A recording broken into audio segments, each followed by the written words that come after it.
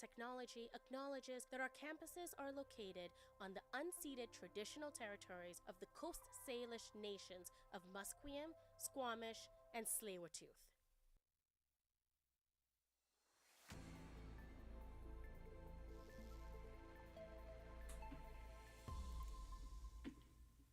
Good afternoon, I'm Caroline Doyle, and these are your 2 p.m. BCIT news headlines.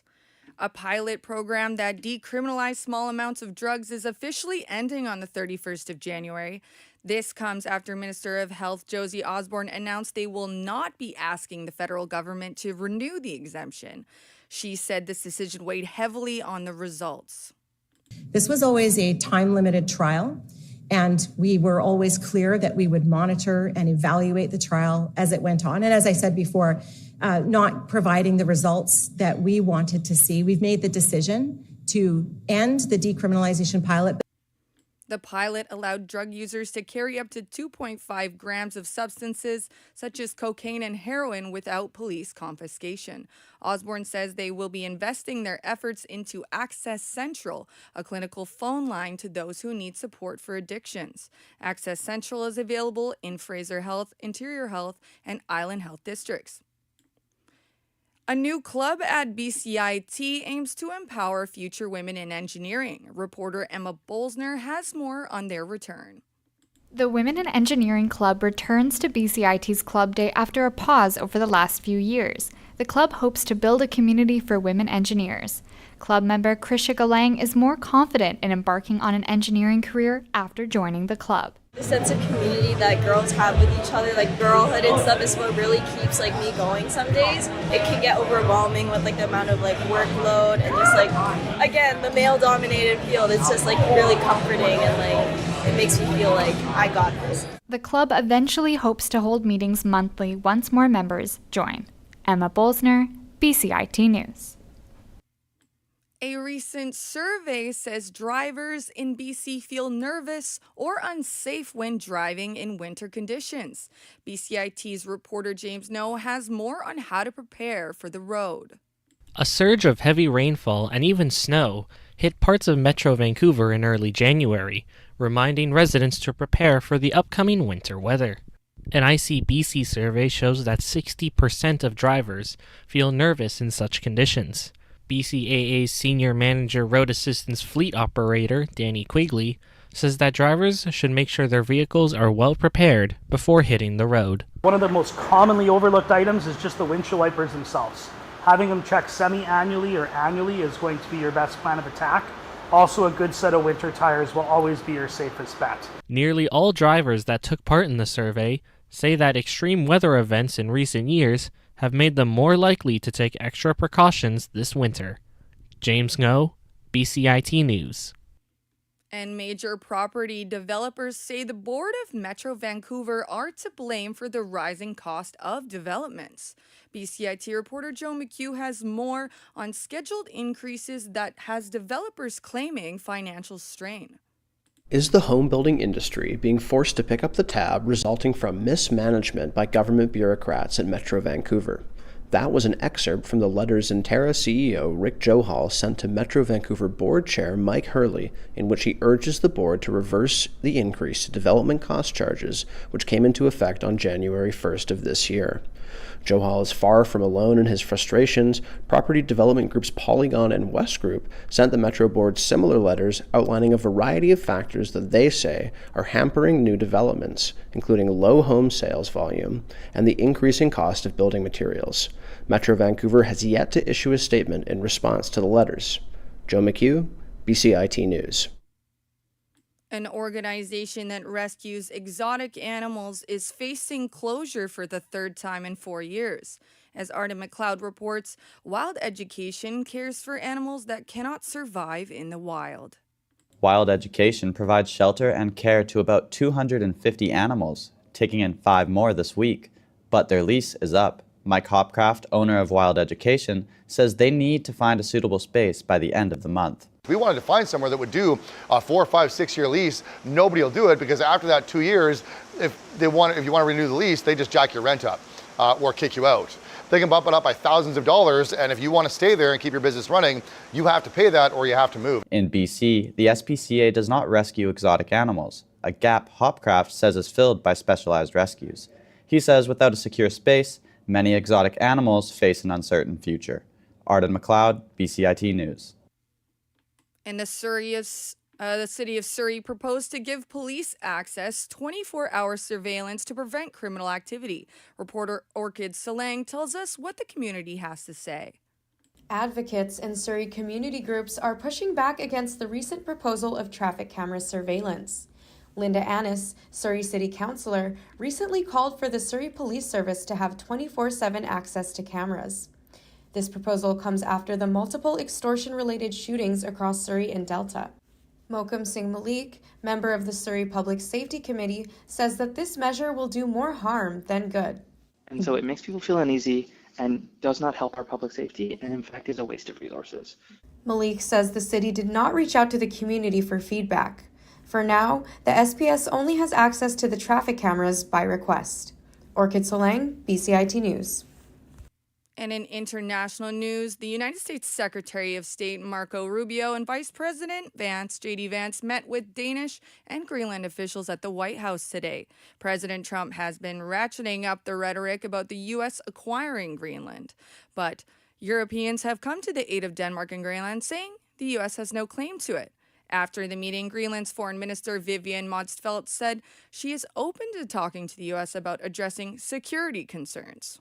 Strengthen our cooperation with the United States, but that doesn't mean that we want to be owned by the United States. But as allies, how we can strengthen our cooperation, it's all our interest. Officials in both Greenland and Denmark continue to say that Greenland is not for sale. And now over to sports. The Vancouver Canucks lose another game on their road trip 2-1 against the Ottawa Senators. They face the Columbus Blue Jackets tomorrow. The puck drops at 4. The Canucks are still sitting in the bottom of their division.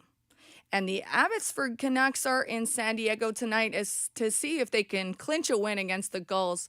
Last time the Abbotsford Canucks played the Gulls back in December, they lost 0-3. And in November, the Gulls scored 7 against the Canucks, letting 0 shots in. Let's see if they can score 1 and end the Gulls' current shutout. The Abbotsford Canucks hope to continue their short but valuable winning streak after defeating Calgary Wranglers in back-to-back games over the weekend.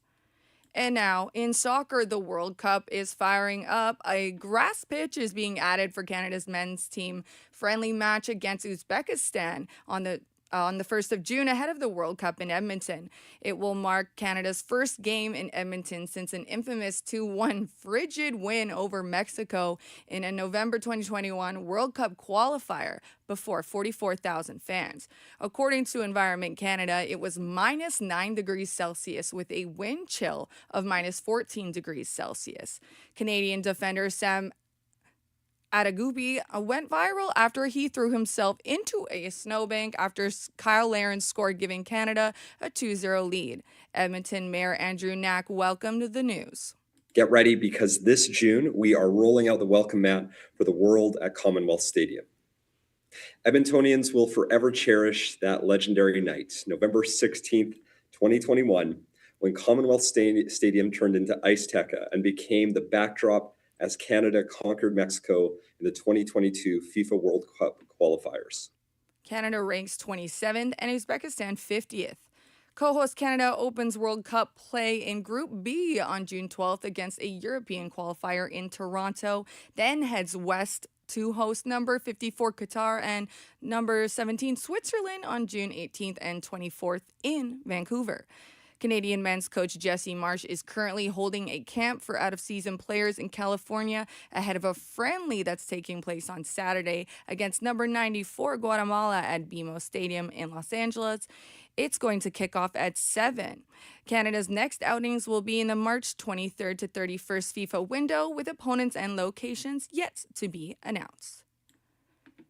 Now let's talk about Denmark's Bobsled and Skeleton Federation. They're urging other countries to look closer at Canada's actions in an Olympic qualification dispute.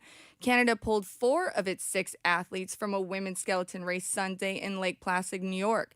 Canadian Press reporter Donna Spencer explains the move reduced the number of Olympic qualification points available. World rankings determine a country's quota, and world ranking points earned by athletes through results on the top World Cup circuit, but also on developmental circuits, North American Cup, Europe Cup, Asian Cup. Those events also offer points towards Olympic qualification.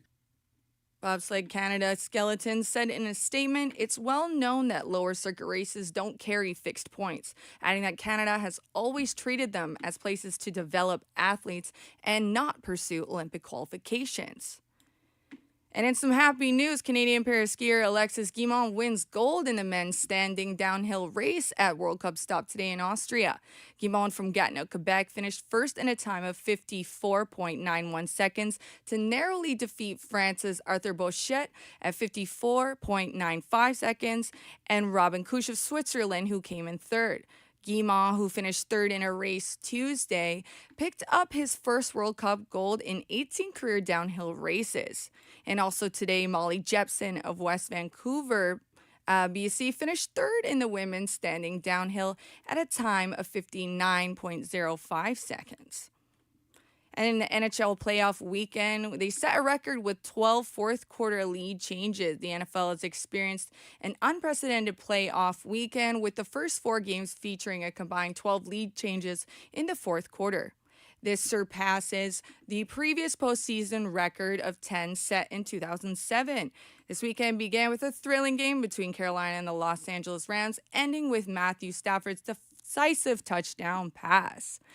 And in weather today, it's 9 degrees and overcast, but we will see some sunshine tomorrow, and hopefully it holds through the weekend. I'm Caroline Doyle with producer Hayden Stewart. These have been your 2 p.m. news updates.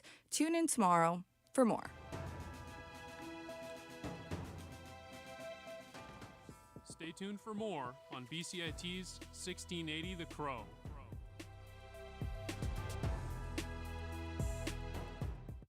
I would recommend this program for anyone that isn't sure what kind of job they want in media, because you learn everything from like public relations to communications to video editing, like radio, TV. So you do get a lot of experience in all the different fields in media.